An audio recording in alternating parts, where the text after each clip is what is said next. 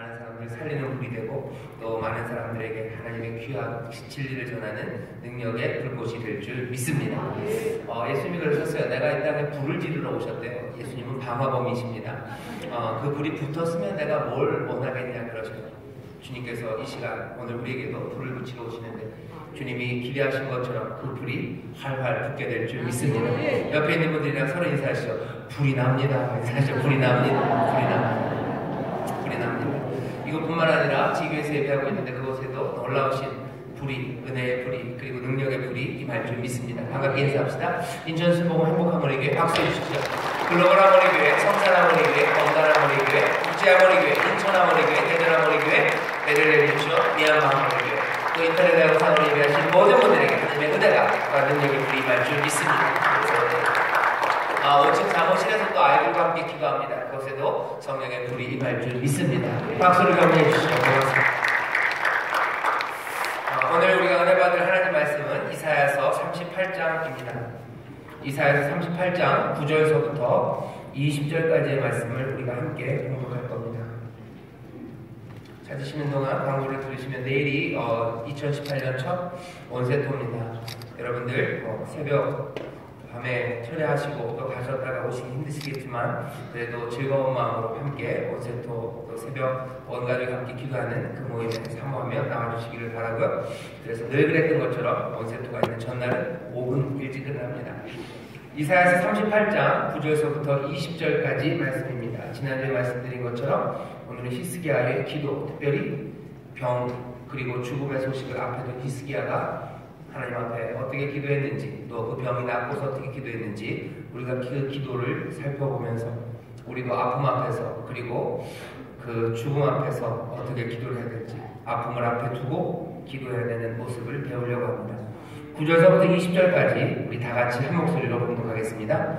유다와 히스기야가 병들었다가 그 병이 나을 때 기록한 글이 이러하니라. 내가 말하기를 내가 중년에 음부의 문에 들어가고 연연을 빼앗기게 되리라 하였도다. 내가 또 말하기를 내가 다시는 여호와를 배우지 못하리니 생존 세계에서 다시는 여호와를 배우지 못하겠고 내가 세상 범인 중에서 한 사람도 다시는 보지 못하리라 하였도다. 나의 거처는 목자의 장막을 거둔 같이 나를 따라 옮겼고 내가 내 생명을 말기를 직공이 배를 걷어 마름같이 하였도다. 주께서 나를 틀에서 끊으시리니 나의 명이 조석간에 마치리이다. 내가 아침까지 견디었사오나 주께서 사자같이 나의 모든 뼈를 꺾으시오니 나의 명이 조석간에 마치리이다. 나는 제비같이 학같이 지저귀며 비둘기같이 슬피 울며 나의 눈이 쇠하도록 방망하나이다. 여호와여 내가 압제를 받았사오니 나의 중보가 되옵소서. 주께서 내게 말씀하시고 또 친히 이루셨사오니 내가 무슨 말씀을 하오리이까. 내 영혼의 고통을 인하여 내가 종신토록 가끔히 행하리이다. 주여 사람의 사는 것이 이에 있고 내 심령의 생명도 온전히 거기 있사오니 원컨대 나를 치료하시며 나를 살려주옵소서. 보옵소서. 내가 큰 고통을 더하신 것은 내게 평안을 주려 하심이라. 주께서 나의 영혼을 사랑하사 멸망의 구덩이에서 건지셨고 나의 모든 죄는 주의 등 위에 던지셨나이다. 음부가 주께 살해하지 못하며 사망이 주를 찬양하지 못하며 구덩이에 들어간 자가 주의 신실을 바라지 못하되 오직 산자 곧 산자는 오늘날 내가 하는 것과 같이 주께 감사하며 주의 신실을 아비가 그 자녀에게 알게 하리이다. 여호와께서 나를 구원하시리니 우리가 정신토록 여호와의 전에서 수금으로 나의 노래를 노래하리로다. 아멘. 아픔 앞에서 드리는 기도입니다. 지난주 금요일날 여러분들 앞에 조금 히스기야를 설명을 드렸었습니다. 히스기야의 아버지가 아하스죠. 아하스가 정치적으로 중요한 결단을 했었습니다. 자기 위에 있는 나라 아수르 그 큰 나라에 이제는 빌붙기로 했죠. 그리고 아하스가 그 아수르를 통해서 자기의 어쩌면 대립하고 있었던 이스라엘을 치려고 합니다. 북이스라엘을 치려고 하죠. 아하스의 계획이 좀 이루어집니다. 그렇게 정말로 아수르는 그 나라들 하나하나를 깨뜨리기 시작하죠. 이스라엘을 치고 그 위에 있는 모든 나라들을 멸망시켜요. 하지만 유다는 어리석었죠. 아수르가 그 힘으로 끝까지 유다를 그냥 지켜보고 보호해줄 리가 없습니다. 아수르는 이제 그 힘을 그 아래쪽 유다까지 쳐들어 내려오기 시작합니다. 히스기야 때 그래서 어려움이 많았어요. 예루살렘이 포위되고 그 아픔이 있어요. 그런데 그 아픔은 그 정치적이고 군사적인 아픔만 있는 건 아닙니다. 오늘 본문 보면 여기 이 히스기야도 아프게 됩니다. 일이 어떤 게 먼저인지가 애매해요. 하지만 둘 다 아픔입니다. 오늘 이 기도가 드려지는 것 38절에 보면 시작할 때 히스기야가 병들어 죽게 됐대요. 그리고 11개 하의 말씀을 보면 히스기야가 묻죠. 우리가 삽니까? 내가 삽니까? 이사야는 전하는 아니 하나님 말씀하신다. 너 이제 집을 정리하라고. 집 정리하고 이제 일어나지 못한다는 소식을 이 히스기야가 듣습니다. 히스기야가 일어나서 하나님 앞에 기도해요. 앞에 1절부터 38장 1절부터 5절까지는 그 사건이 기록되어 있고요. 오늘 우리가 읽은 본문은 어쩌면 그때 히스기야가 아니면 다 낫고서 히스기야가 드린 기도입니다. 이 기도를 보면서 우리는 아픔, 그 질병, 특별히 그 죽음 앞에 선 사람들이 어떻게 기도하는지를 보면서 우리의 기도가 좀 달라지기를, 그리고 특별히 아픔을 대하는 우리의 태도가 달라지기를 기대하며 이 말씀을 읽고 또 이 말씀을 전합니다. 10절서부터 20절까지가 기도인데요. 기도는 두 부분으로 나뉘어져 있어요. 10절서부터 15절까지는 어쩌면 슬픔과 그리고 그 인생의 쓴맛 앞에서 그것들을 토로하는 애가, 슬픔의 노래가 15절까지 있습니다. 16절서부터 20절까지는요. 치료를 위한 간구에 하나님 나를 고쳐달라고 구해달라고 기도를 하며 간청을 하죠. 그리고 어느샌가 그 간청의 기도 앞에는, 기도 안에는 치료가 임했다는, 또 임한다는 확신이 거기에 들어가기 시작합니다. 오늘 이 말씀을 읽으면서 우리가 몇 가지 이 기도 가운데 생각할 게 있습니다. 먼저는 이 기도를 보면 히스기야는 분명히 알아요. 자기를 아프게 하신 이는 하나님이라고 말합니다. 병의 이유들이 많죠. 질병의 이유들, 원인이 되는 것들이 많습니다. 얼마 전에 목동에서 아이들이, 신생아들이 많이 죽었어요. 아이들이 죽게 된 그 아이들은 원래 태어날 때부터 좀 어려웠던 아이들이죠. 중환자실에 있었던, 신생아 중환자실에 있던 아이들입니다. 인큐베이터에 들어가 있고 특별한 도움이 필요한 아이들이었습니다.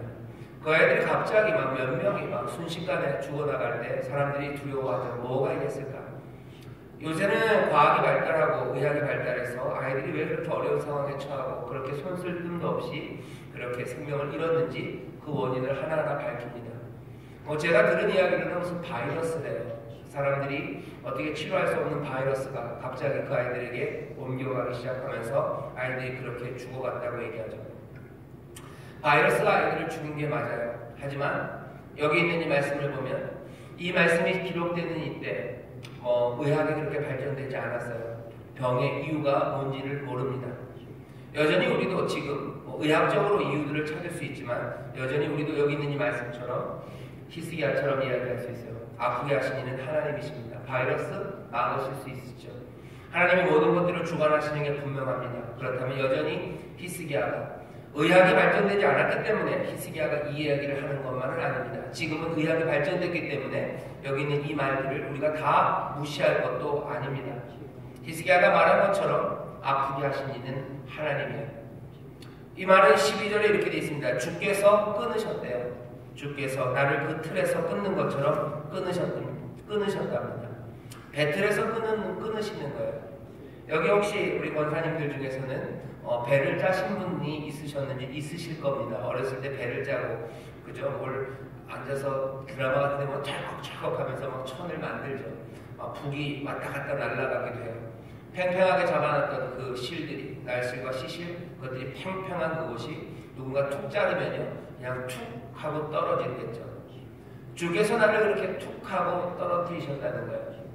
김훈이라고 소설가, 그분이 쓴 책들 중에 자전거 여행이라는 책이 있습니다. 거기 보면 꽃들 이야기를 꽤 많이 했던 게 기억이 나요. 거기 보면 그런 구절이 있었습니다. 모란 꽃들이 떨어지는 모습들이 참 다양한데요. 모란 꽃은 툭 하고 떨어진대요. 그냥 툭 떨어진답니다. 아마 그런 느낌이에요. 툭 떨어져요. 슬픔이 그렇게 다가옵니다. 그리고 그 아픔, 그것들은 하나님이 그렇게 하셨대요. 히스기야가 얘기합니다. 주께서 나를 틀에서 끊으시리니 나의 명이 조석간에 그냥 사라진다. 내가 아침까지 버티고 그렇게 고생 버텨보려고 했지만 주께서 사자같이 내 뼈를 꺾으신대요. 아프시게 하는 이는 하나님이시라고 히스기야는 말합니다. 잔인한 것 같죠? 잔인해 보여요. 하나님이 나를 아프시게 합니다. 하지만 우리가 또 놓칠 수 없는 확신이 하나 있어요. 하나님은 우리를 사랑하시고 돌보신다는 확신입니다. 하나님이 우리를 돌보시고 사랑하시기 때문에 우리 아픔에 하나님이 전혀 책임이 없으시다라는 그 말을 우리는 할 수가 없어요. 하나님이 책임 없으시다는 그 말로 이 아픔이 완화되는 것도 아닙니다. 우리가 하나님의 사랑과 그 돌보심을 우리가 확신하고 있는 것, 이것도 흔들리지 않습니다. 히스기야는 이 확신 가운데서 이 어려운 상황 앞에 있는 겁니다. 여기 38장 이 3절에 보면 히스기야가 그렇게 얘기해요. 내가 진실과 전심으로 하나님을 향하여 행했대. 내가 진심과 전심으로 하나님을 향하여 행했어요. 내가 하나님의 사랑과 그 돌보심에 대한 확신이 있어요. 하지만 이제 하나님이 나를 툭 하고 끊으시는 그 시간이 온 겁니다. 히스기야는 지금 이 사랑의 확신과 돌봄의 확신 가운데 그 가운데서도 이 어려운 상황을 맞닥뜨리는 겁니다. 히스기야는 여기서 어떻게 하는지 여러분들 잘 보셔야 돼요. 삶의 어려움과 아픔이 다가왔을 때요, 먼저 시작은 어디입니까? 하나님을 향한 사랑의 확신이에요. 그 확신 앞에 지금 이 문제가 닥친 겁니다. 히스기야는 어떻게 합니까? 놀랍게 히스기야가 하는 일은 이제 이 아픔의 결과가, 이 질병의 결과가 죽음이라 할지라도 그것들 몽땅을 다 포함해서 이 해결하기 어려운 문제를 몽땅 다 하나님의 손에 맡깁니다. 이 문제가 왜 병이 나에게 주어졌는지, 내가 진심과 전심으로 하나님을 향해 행하고 그렇게 걸어갔는데 내가 왜 이 젊은 나이에 이 질병에 걸리고 죽음의 소식을 들어야 되는지, 그 의문이 해결되지 않습니다. 설명하시지 않았어요. 하지만 그럼에도 불구하고 히스기야는 이 모든 것들을 하나님의 손에 맡깁니다. 오늘 이 기도를 보면 분명히 슬픔이 있어요. 눈물이 있습니다. 하지만 이건 이해할 수 있어요.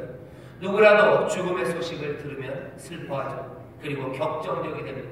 마음에 쏟아지는 것들이 있어요. 그리고 영혼은 깊이 충격을 받습니다. 오늘 시편 10절에서부터 15절까지 있는 것들이 다 그래요. 여기 있는 말들이 너무 가슴 아픈 말들입니다. 내가 제비같이 학같이 지저귀는데, 제비가 지저귀는 소리는 좀 기억이 나지만 학이 어떻게 지저귀는지 잘 모릅니다. 하지만 히스기야는 알았던 것 같아요. 학같이 지저귀는, 굉장히 슬픈 소리로 학이 노래했던 것 같아요. 학이 우는 소리가 좀 하는 소리였던 것 같아요. 제비같이 조잘되며 어쩌면 학같이 어업되면서 비둘기같이 나는 슬피 운다고, 내 눈이 쇠하도록 그저 악망하고 내가 눈물 가득해서 주를 바라보는 거예요. 눈물이 가득해서 눈이 작아집니다. 그리고 벅벅 우는 소리에 내 심장은 오그라드는 것 같아요. 슬픔과 격정, 그 충격, 그것이 있어요. 있습니다. 왜 없겠습니까? 이해할 수 있습니다. 하지만 히스기야는 이 모든 것 가운데서 이 일들을 하나님의 손에 맡겨요. 그리고 하나님의 손에 맡긴다는 것은 끝까지 유지됩니다. 오늘 우리가 이 아픔 앞에서 드려지는 히스기야의 기도를 통해서 먼저 배워야 되는, 어떻게, 이 기도는 어떻게 시작돼야 됩니까? 하나님이 잔인하시다서부터 시작하면 할 말이 없어요. 하나님은 이상하시다, 거기서부터 시작하면 할 말이 없습니다. 히스기야는 어디서부터 시작해요? 하나님의 돌보신 그 사랑, 그 확신 앞에 지금 이해할 수 없는 이 잔인함이, 그 아픔이 놓여진 거예요. 여기 이 문제를 어떻게 해결해야 되나? 히스기야가 택한 길입니다. 설명이 없어도, 그렇죠? 그리고 문제가 해결되지 않아도 적어도 히스기야는 이 모든 것들을 하나님 앞에 맡기기 시작합니다. 이건 이 기도에서도 분명하게 보이고요. 더 자세하게는, 더 분명하게는 앞에 있는 사건을 기록한 1절부터 4절, 3절까지 보입니다. 제가 1절부터 3절까지 잘 읽어보겠습니다. 38장입니다. 그 즈음에 히스기야가 병들어 죽게 되니 아모스에 하는 선지자 이사야가 나와 그에게 이르되, 여호와께서 이같이 말씀하시기를 너는 내 집에 유언하라. 내가 죽고 살지 못하리라 하셨나이다. 히스기야가 얼굴을 벽으로 향하고 여호와께 기도하여 가로되, 여호와여 구하오니 내가 주의 앞에서 진실과 전심으로 행하며 주의 목전에서 선하게 행한 것을 추억하옵소서 하고 심히 통곡하니. 웁니다. 왜 눈물이 안 납니까? 하지만 여기 이 히스기야의 기도 가운데는 불평은 없어요. 그리고 분노도 없습니다. 하나님 앞에 화내지 않아요. 불평하지 않습니다. 눈물은 납니다.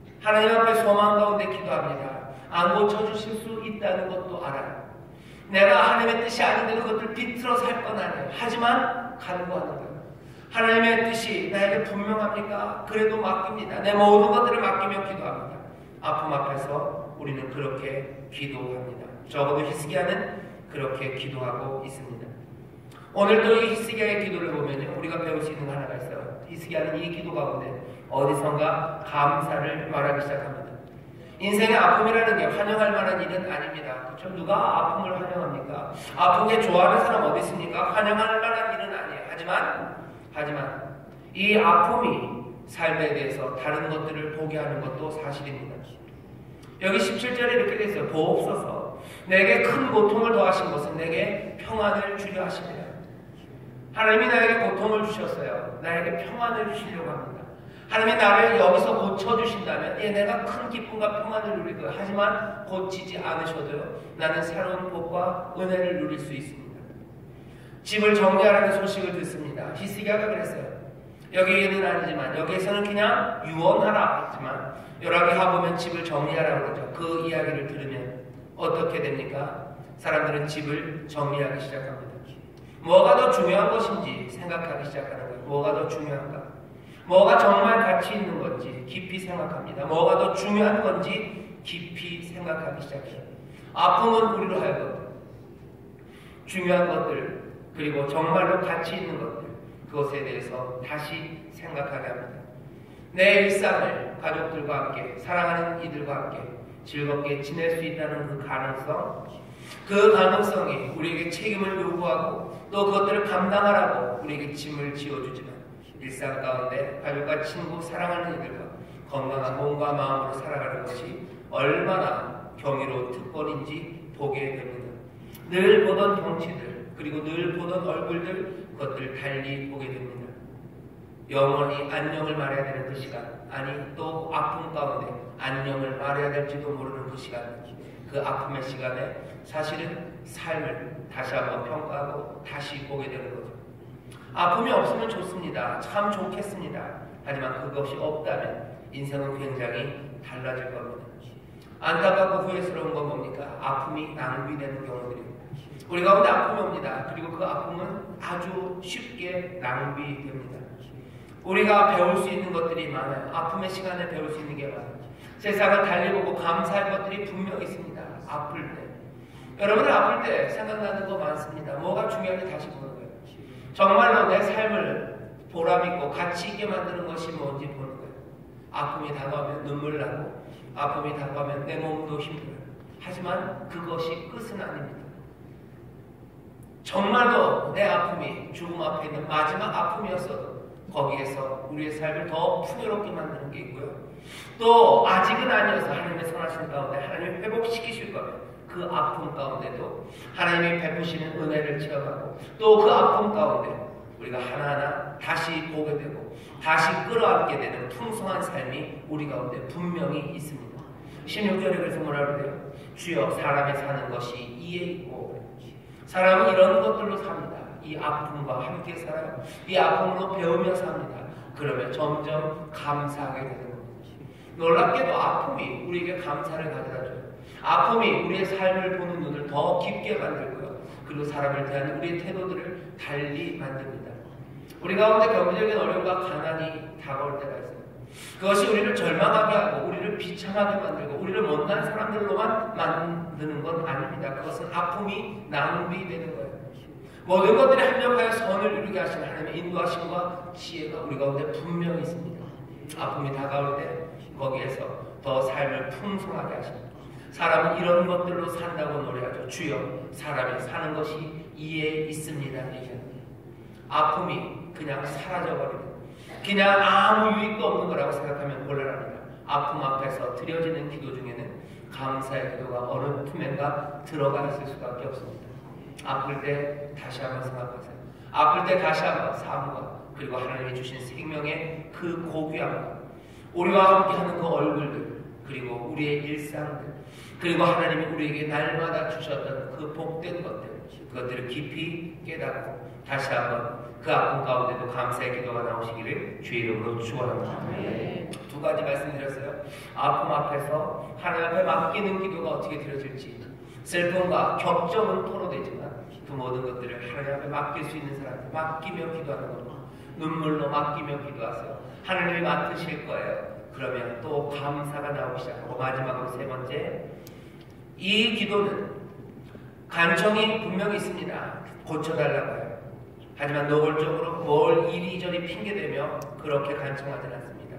그 대신 하나님 앞에 맡기며 기도하고, 하나님 앞에 감사하며 기도하고, 하나님 앞에 구할 바를 구하는 이 기도에 하나님 앞에서 이 드려지는 기도는 놀랍게도 효과적이에요.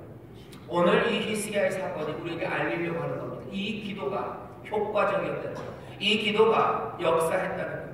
이 히스기야가 15년을 더 살 뿐만 아니라 그가 살았던 그 도시, 다스렸던 그 예루살렘도 구원을 얻는답니다. 적어도 오늘 본문은 우리에게 알려줘요. 이 신실한 사람의 기도와 이 신실한 사람의 삶이 치료와 구원을 만들어낸다는 이야기를 우리에게 조용히 들려줍니다. 이 말씀이 그렇게 간단하지는 않아요. 여기 예루살렘이 이 아수르의 손에서는 건진받습니다. 하지만 나중에 바벨론의 손에서는 건진받지 못하죠. 사람들은 그러면 그때는 히스기야가 있었는데 바벨론에는 히스기야가 없어서 그랬나 보다 생각이 들어요. 그러면 어떤 결론으로 쉽게 갑니까? 한 개인의 경건이, 한 사람이 경건하면 그 모든 강한 군대에서도 나라를 구하나 보다 라고 생각할 겁니다. 어쩌면 너무 단순해 보여요. 하지만 오늘 이 단순해 보이는 생각을 우리에게 지금 이 본문이 전하는 겁니다. 개인의 경건, 한 사람의 경건이 나라를 구한다. 아니, 그럴 수가 없다. 그렇게 간단하게 얘기할 수는 없습니다. 딱 그렇다고 얘기할 수가 없어요. 아이고, 어떻게 경건한 사람 하나가 나라를 구하냐? 그렇게 쉽지 않습니다. 오늘 본문이 보여주는 건 뭐예요? 전심으로 기도하는 사람, 전심과 진심으로 살아가는 그 사람, 그 사람이 나라의 운명에 영향을 끼쳤다고 지금 본문이 우리에게 알려주는 거예요. 히스기야가 한 기도는 그냥 지푸라기를 잡으려는 시도는 아닙니다. 실제로 사람들은 그 전심과 진심을 다하여 행하며 살고 믿음으로 살아가고 그 가운데 하나님이 역사하십니다. 오늘 이 기도를 우리가 듣습니다. 하나님 앞에 신실하게 전심으로 살아가는 사람이 하나님 앞에 드려지는 기도, 그 삶이 한 사람, 그 개인의 질병을 고치고 아픔에서 회복하게 할 뿐만 아니라 한 도시를, 한 나라를 다시 회복시키는, 그리고 구원하고 낫게 하는 그 놀라운 기적 앞에 우리는 서 있습니다. 아픔 앞에서 그러면 어떡하십니까? 여러분은 신실함과 전심으로 살아가며 그리고 하나님 앞에 간구하며 기도하십시오. 아이고, 한 사람이 기도한다고, 한 사람이 제대로 산다고 나라가 구원을 얻을까? 그건 너무 단순하고 너무 순진한 생각 아닐까요? 일견 고개가 끄덕여져요. 하지만 그렇게 만만하고 그렇게 단순하지 않습니다. 여기 하나님 놀라운 능력으로 고치신 선하신 뜻을 가지신 이가 있기에 한 사람, 그 한 사람을 인하여서도 온 나라를 구원하실 수 있는 하나님의 선하신 뜻이 있어요. 날마다 그런 건 아닐지도 모릅니다. 하지만 하나님이 원하시고 하나님이 뜻하신다면 분명히 그렇게 될 겁니다. 우리가 해야 되는 건 뭡니까? 전심으로 신실함으로 히스기야처럼 사는 거예요. 믿음으로 간구하며 기도하는 겁니다. 소망 가운데 하나님의 뜻이 이루어지게 맡기며 우리는 기도합니다. 그 가운데 아픔 앞에서도 감사를 찾으며 기도합니다. 놀랍게도 그런 기도는 효과적이에요. 놀랍게도 그런 기도는 하나님께서 응답하시고 또 여기 이 기적을 해보십니다. 오늘 여기 금요철에 나와 있는 우리들 아픔 앞에 있으신 분들이 있어요. 여러 가지 아픔입니다. 육체의 아픔, 또 환경과 사람들 그 앞에서 당해야 되는 아픔들, 그 아픔들이 있죠. 아픔 앞에 선 이들은 마음이 무너집니다. 슬픔이 있고요. 그리고 격정이, 그리고 충격, 그리고 인생의 쓴맛에 어쩔 줄 몰라합니다. 눈물이 흐릅니까? 히스기야처럼 우는 거죠. 하지만 그 우는 눈물 가운데도 하나님 앞에 맡겨드리는 신실한 사람들, 그 사람들의 기도가 능력이 있습니다. 그리고 그 가운데 하나님 향한 감사가, 그 가운데 우리의 삶은 더 풍성해질 것을 믿습니다. 아픔, 그것들을 그냥 흘려보내지는 마세요.